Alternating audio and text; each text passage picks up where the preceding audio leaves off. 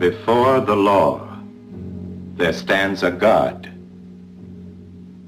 A man comes from the country begging admittance to the law. But the God cannot admit him. Can he hope to enter at a later time? That is possible, says the God. The man tries to peer through the entrance. He had been taught that the law should be accessible to every man. Do not attempt to enter without my permission, says the God. I am very powerful, yet I am the least of all the gods. From hall to hall, door after door, each god is more powerful than the last. By the God's permission, the man sits down by the side of the door, and there he waits. For years, he waits. Everything he has, he gives away in the hope of bribing the God, who never fails to say to him, I take what you give me, only so that you will not feel that you have left something undone.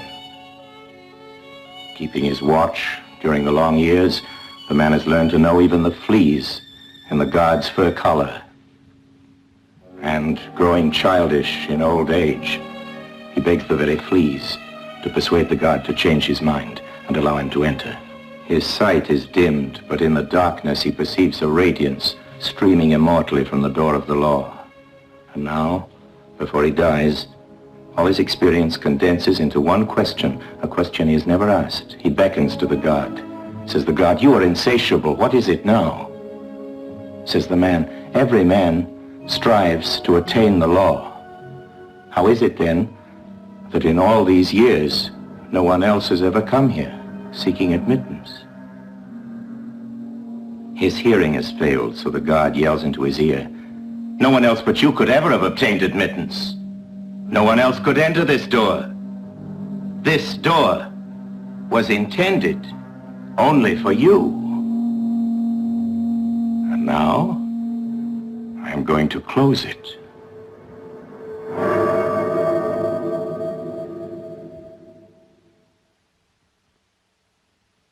This tale is told during the story called The Trial. In 1961, Orson Welles directed, adapted for the screen, and acted in a little seen but nonetheless amazing and brilliant version of Franz Kafka's nightmarish novel of guilt, law, and paranoia, The Trial, starring Anthony Perkins as Joseph K., Rami Schneider, Jean Moreau, Akim Tamirov, Elsa Martinelli, and Welles himself as the advocate.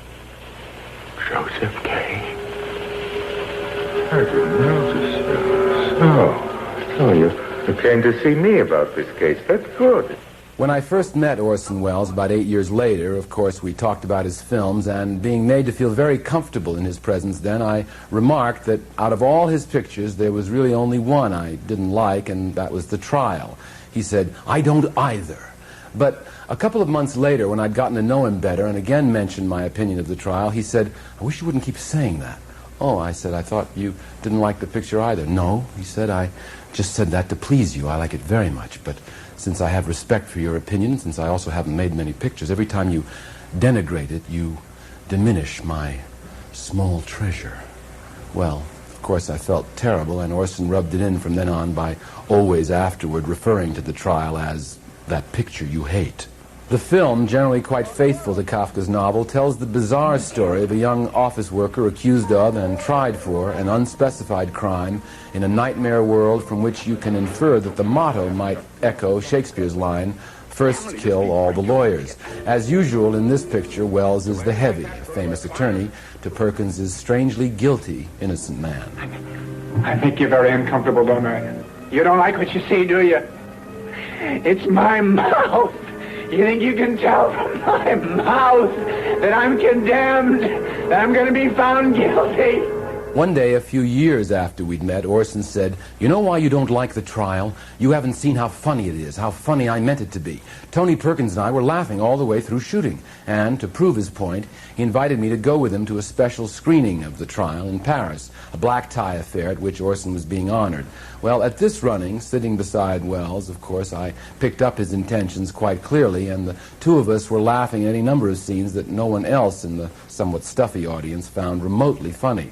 they were shushing Orson and me throughout. But then it is certainly the blackest kind of comedy.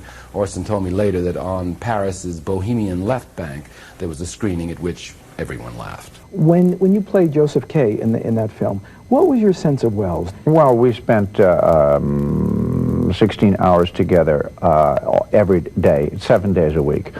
We got up in our respective hotel suites and met for breakfast and drove to the set together with my car following empty just behind. We spent the day together on the set. We walked off and had lunch together at a little restaurant nearby.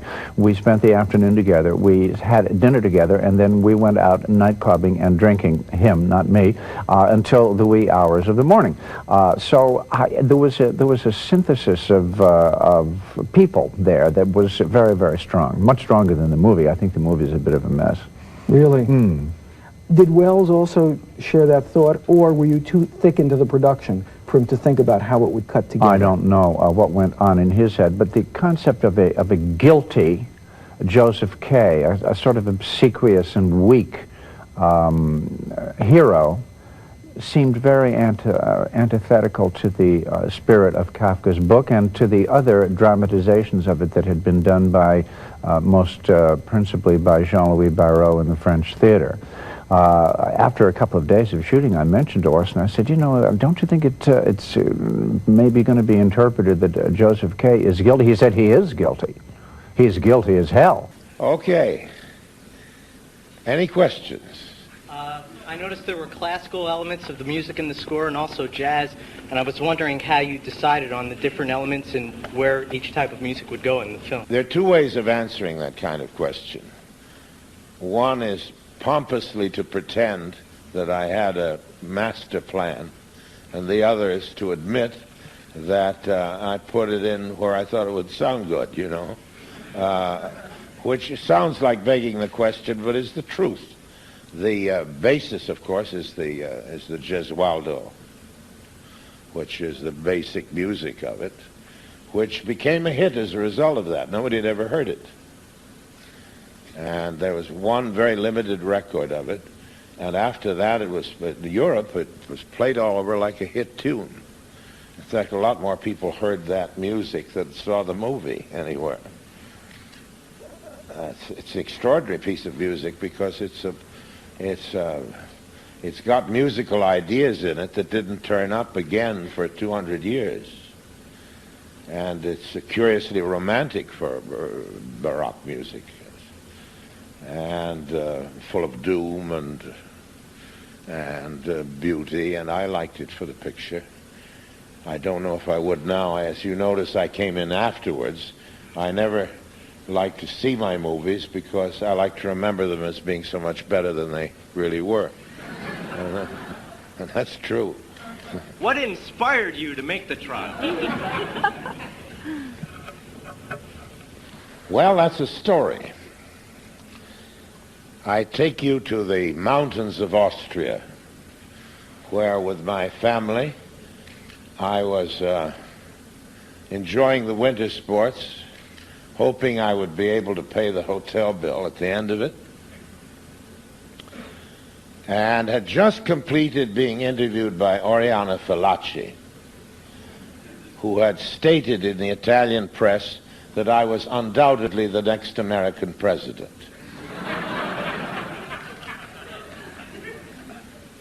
My constituency at the time consisted of my wife and daughter, so I didn't see much future in it for me in the White House, and I was waiting for the phone to ring, which is what all of you will be doing if all of you are rash enough to go into the film business. And a family of people called the Salkins came into my life. They are a dynasty of filmmakers. Old man Salkind, who was an adorable little old gentleman, who hadn't paid a bill in about 32 years, but loved movies, genuinely loved movies. And his son Alexander came to see me. Now, the old man Salkin has gone to dwell beyond the morning stars, and Alexander is a sort of dean of the Salkin tribe because it's his son who has made the Supermans and the millions and millions and so on that the Salkins have made. The old man, the adorable old man, had made a famous movie, at least in my youth in the textbooks on movies, it was considered a great movie, which was the Don Quixote of Shaliapin. And he had made the first Garbo movie. And he had a distinguished career. They had then escaped from Europe and become Mexican film producers, where they'd made about 40 Mexican pictures, the quality of which I'm not prepared to speak about. They arrived in this little tiny Austrian alpine village in a taxi cab.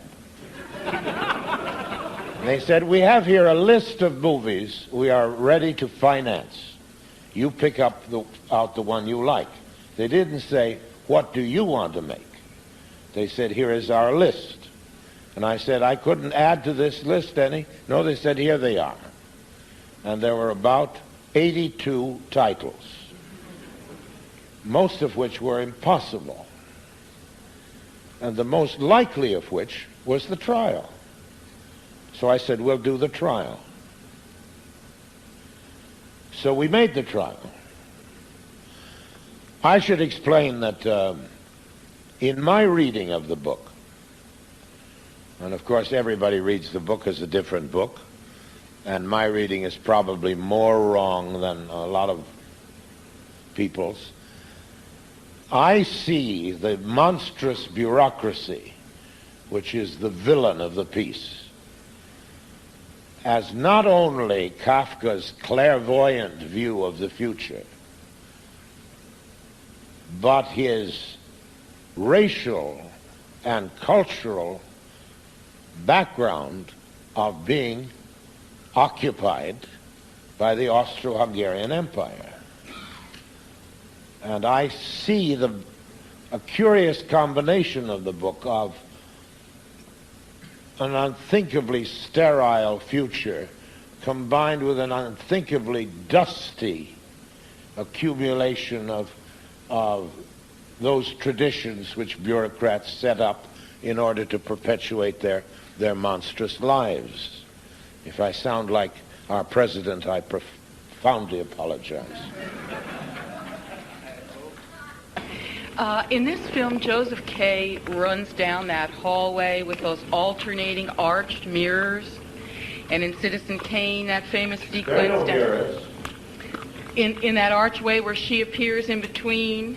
Oh, yes. And we get the mirrors in Lady from Shanghai and in Citizen Kane.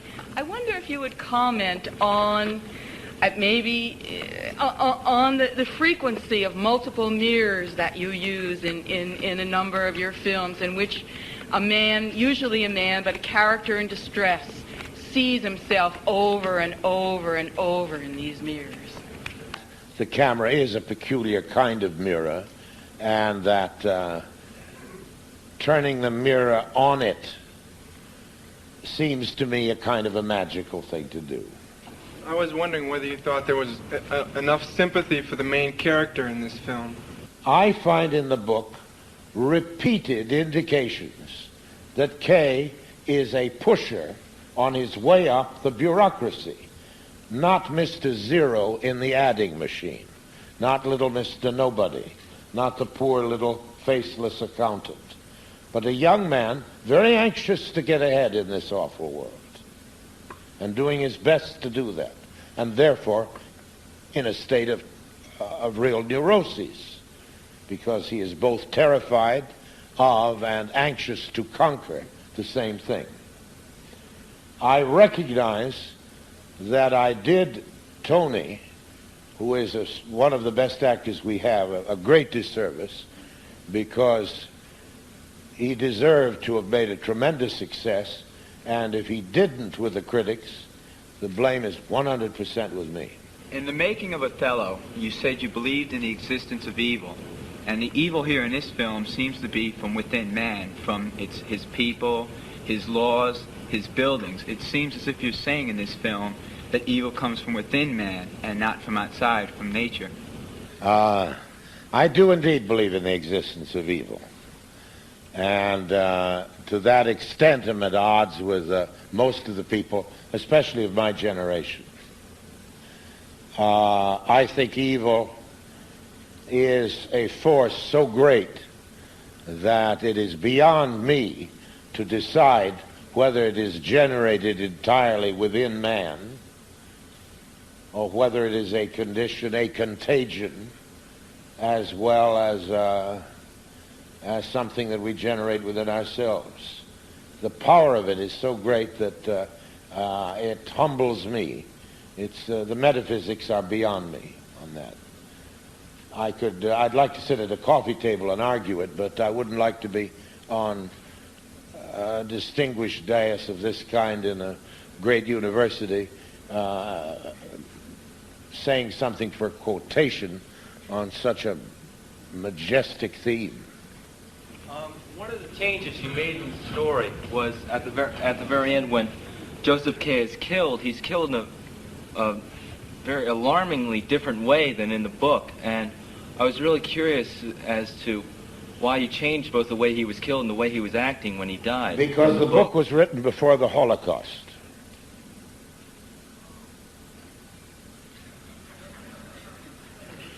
And I couldn't bear the defeat of Kay in the book after the Holocaust. I'm not Jewish, but we are all Jewish since the Holocaust. And I couldn't bear for him to submit to death, as he does in Kafka, masochistically submit to death. It stank of the old Prague ghetto to me. And I had to let him shout out defiance until he was blown up. In this film, the computer is portrayed as sort of a dumb adding machine. The people manipulating it are the ones evil. Is that your belief about the computer, that it's merely a big adding machine and that it's not intrinsically evil itself? The question is interesting because there's an enormous scene in the picture which was cut out by me 2 hours before the opening night in Paris, which was a scene about the computer, which would have more fully explained my attitude at that time about computers. My attitude has changed slightly, but only slightly since then. And I believe that what that scene did, which had played almost 9 minutes, and as I say, I cut it out in the afternoon of the opening. What that scene did was to show man's slavish relationship to something which is really only his tool. That was a splendid thing to say, but it turned out to be rather a drag in the picture, so I took it out. What is the reason that you like to dub the voices of minor characters in your films, and which characters did you dub in the trial? I don't like to dub the minor characters, but by the time we get to dubbing, there usually isn't any more money, particularly if you're working with the Salkins at that period. And as in the case of Othello, where I played practically the whole my supporting cast, it was economic, because you don't get a good actor for free to go into a dark room and spend all day trying to lip sync. It's a thankless job. Why did you choose for yourself the role of the advocate and not one of the accused? I didn't want to play the advocate. I didn't want to be in it. And you would be astonished at the different people I offered it to, including Gleason. I did. I played the advocate because there was no other actor of my caliber that I could afford.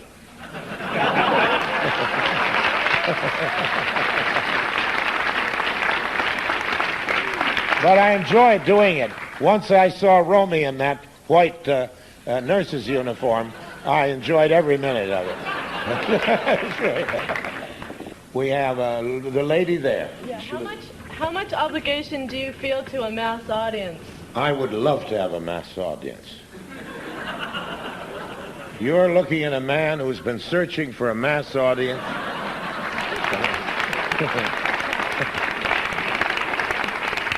And if I had one, I'd be obliged.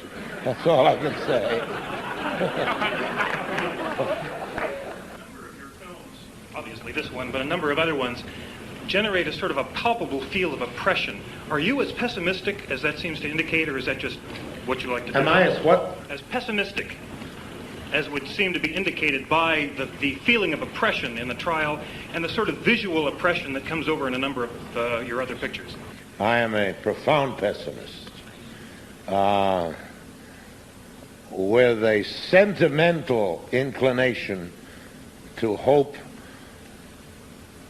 that Pangloss was right and that I'm wrong. I have a sentimental inclination toward hope. I believe in bravery and worship it. To me, it's one of the greatest virtues there are.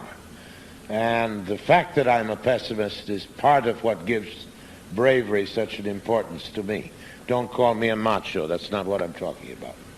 Every time I see this film, I'm so struck by the brilliant use of space in so many of the environments. And yet in the Kafka story, all the spaces seem very cramped. I wondered if you would talk about what led you to change the conception of space. Was it the different medium or your own vision? I thought that I was being faithful to my reading of the book. And I know that nobody agrees with me, including those people who like the picture as well as those who dislike it. But I did not consciously change what I thought was its essential meaning. What do you see as the role of seduction in Bureaucracy? There seem to be lots of sexual symbols, or sexuality is almost the antagonist, along with the bureaucratic oppression. I would be happy to have 40 years of movie making ahead of me in which it would never be necessary for me to ask the leading man to take his pants off, you know. But the eroticism in Kafka is inevitable. You have been quoted as in an interview that was taken before the trial was filmed that you did not think that you would be the man to film the trial. Tonight you have said that you took the trial on practically because it was the least intolerable prospect offered to you. I would say that the main character is somewhat less passive than the characters I've read in Kafka. Taking all that together, do you think that your world vision is close to Kafka's? And do you think that's something to take into consideration for you to make a movie out of his work? He was a creature born entirely of the Austro-Hungarian Empire, of his own people, his own religion, between the two world wars. There's every possible difference between us. We could not possibly have the same vision.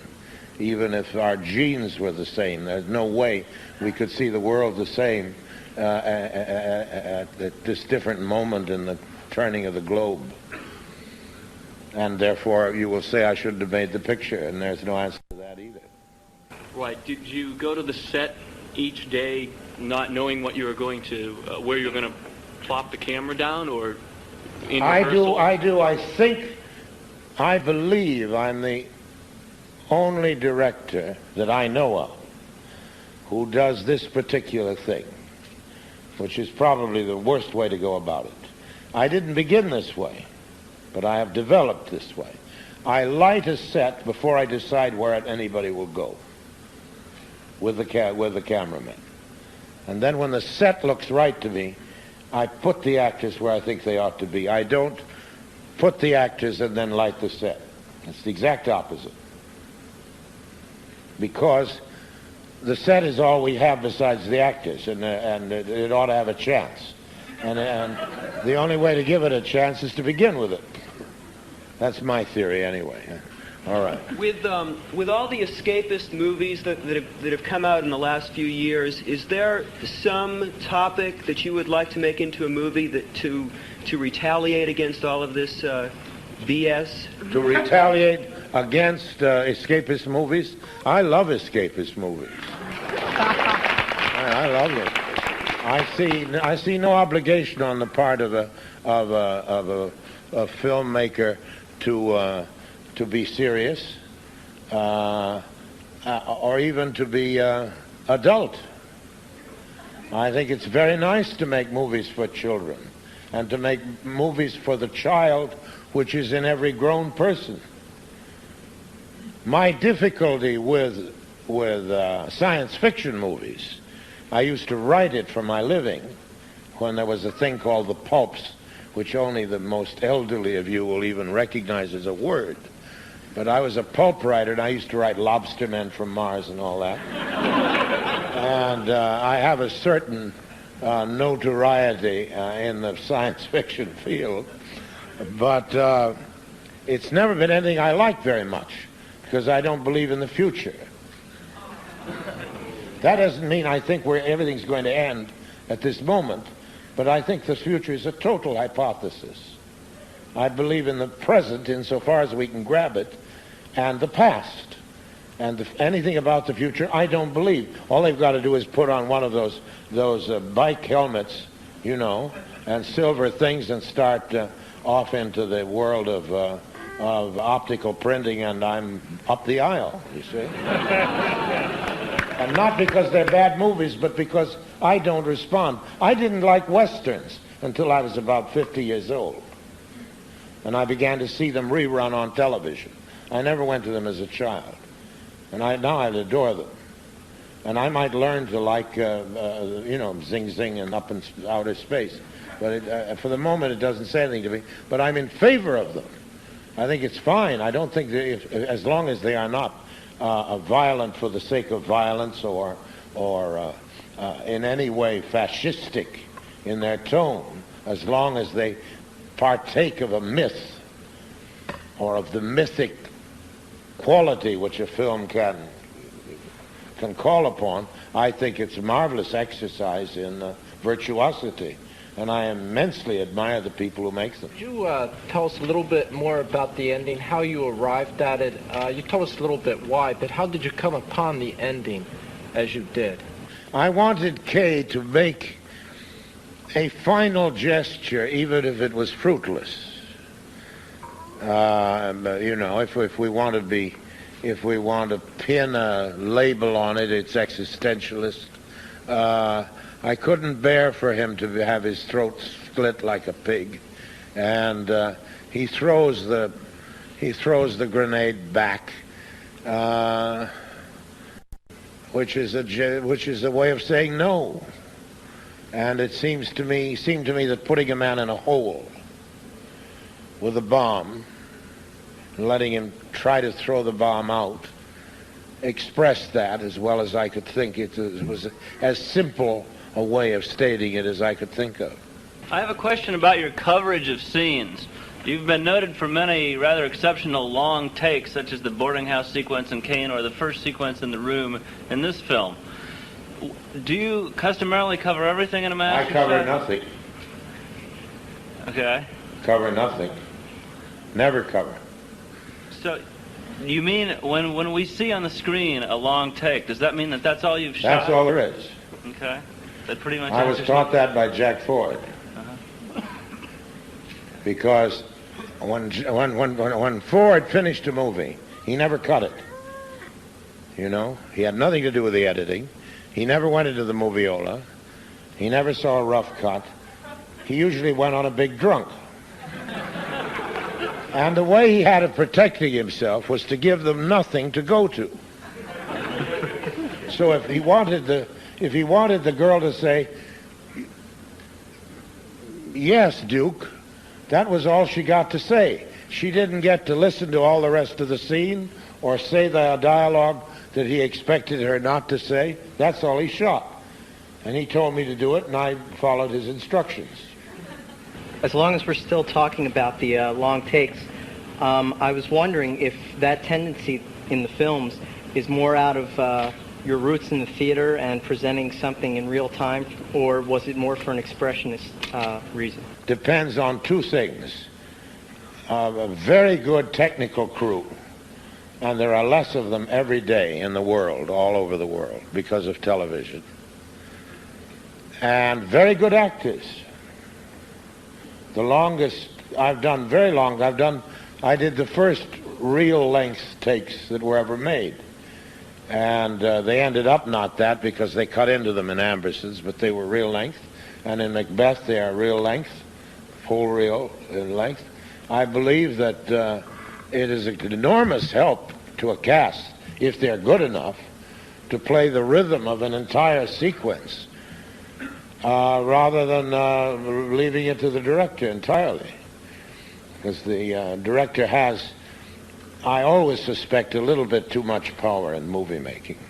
Maybe I'm an incurable optimist, but I got a lot of hope out of the picture, partly out of the character's integrity and that he was kind of a hero in his integrity and things, and he wouldn't stand for things. Did you mean for a lot of hope to come out of that? I'm the kind of optimist that believes in integrity and in all these virtues which illuminate Western civilization and which are only, I hope, temporarily out of fashion. I don't believe that the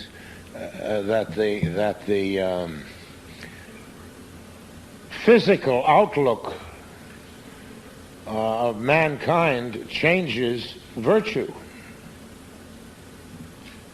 It only obliges us to behave better.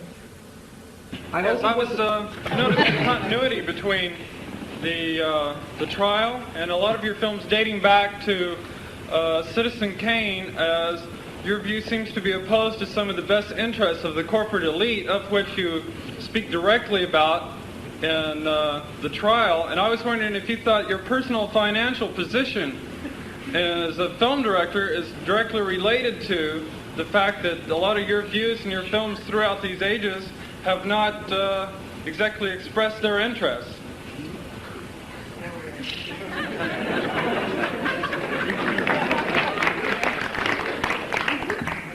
Would anybody like to answer that question? Well, my personal opinion... Good. Stand up. Let's hear it. My personal opinion is that it's true, and that from what I've read from your career, although I wasn't alive at the time you first were making films, that you've had a tremendous problem with the press and corporate bureaucracy dating back, since the earliest portions of your career, and that this is continuing today, and that's one of the reasons why you've been unable to finish some of your more recent projects. Well, there are only two main projects which are unfinished. One is The Other Side of the Wind, and when I tell you that my partner in that project is the brother-in-law of the late Shah of Iran, you will understand why we're having a little legal difficulty. The other unfinished film is Don Quixote, which was a private exercise of mine. And it will be finished as an author will finish it at my own good time, when I feel like it. It is not unfinished because of financial reasons. And when it is released, its title is going to be, When Are You Going to Finish Don Quixote?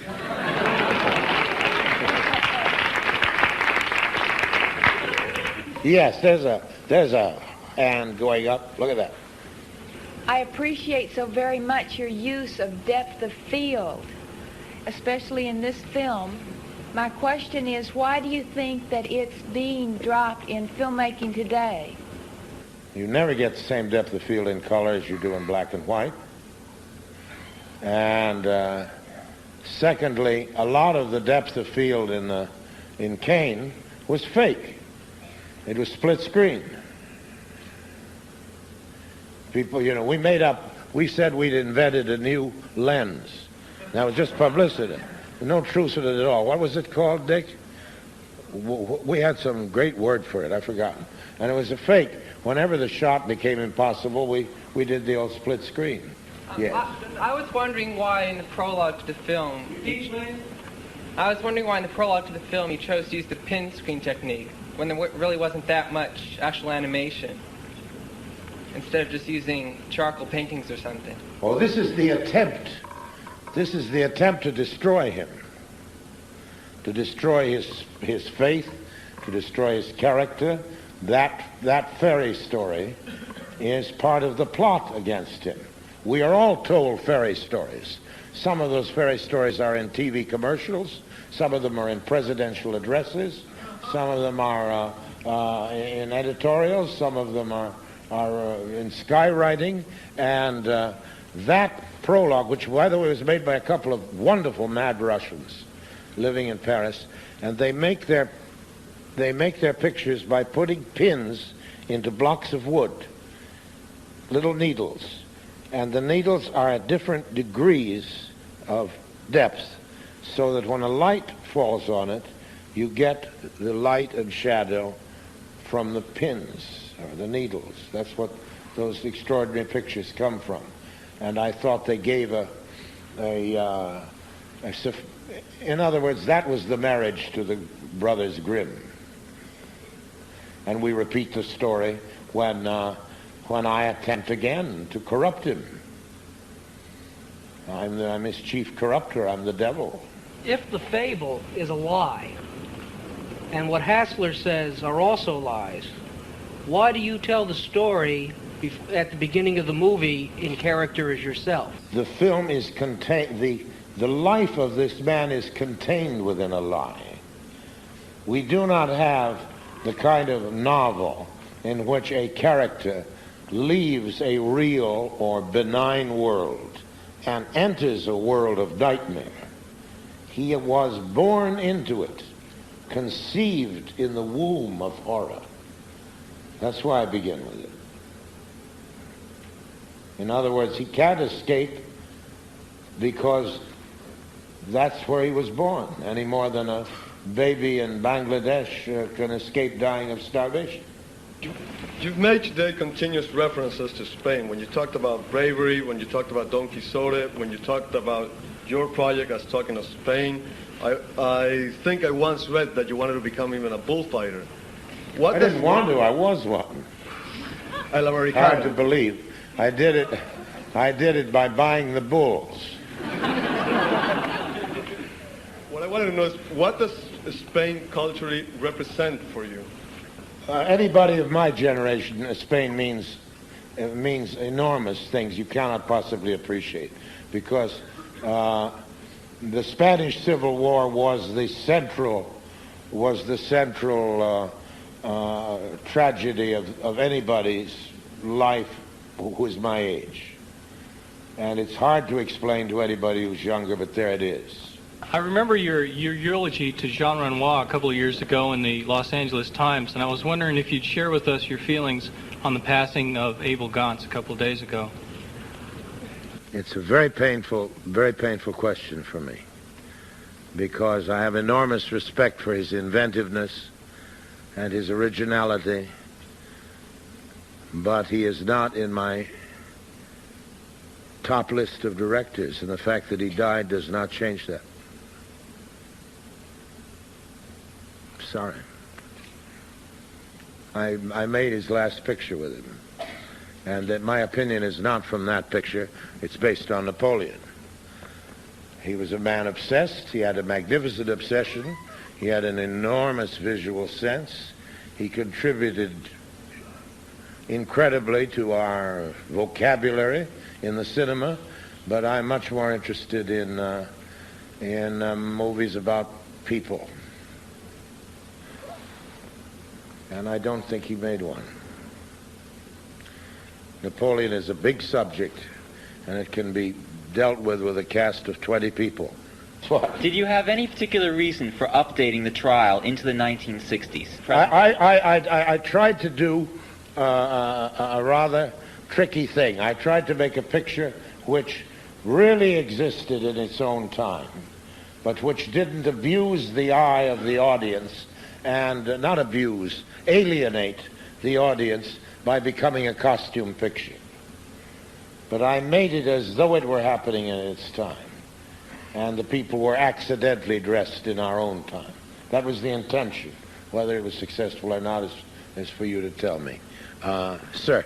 In working on a project like The Trial, some of your other films where you have written and directed, does Orson Welles, the director, ever get in the way of Orson Welles, the writer, or how closely does one follow the other? I think of it as a happy marriage. No, seriously, no, I don't think so. I rewrite when I have an original script, and in Shakespeare somebody didn't write it. I am rewriting all the time on the set, and the director never gives me any trouble at all. The Trial remains one of Welles's most complicated and also most fully realized works. Not an easy picture, but a rewarding one in the long run. Certainly a most valuable part of Welles's small treasure. So I've lost my case. What of it? You're losing too. It's all lost. Lost. So what? Does that sentence the entire universe to lunacy?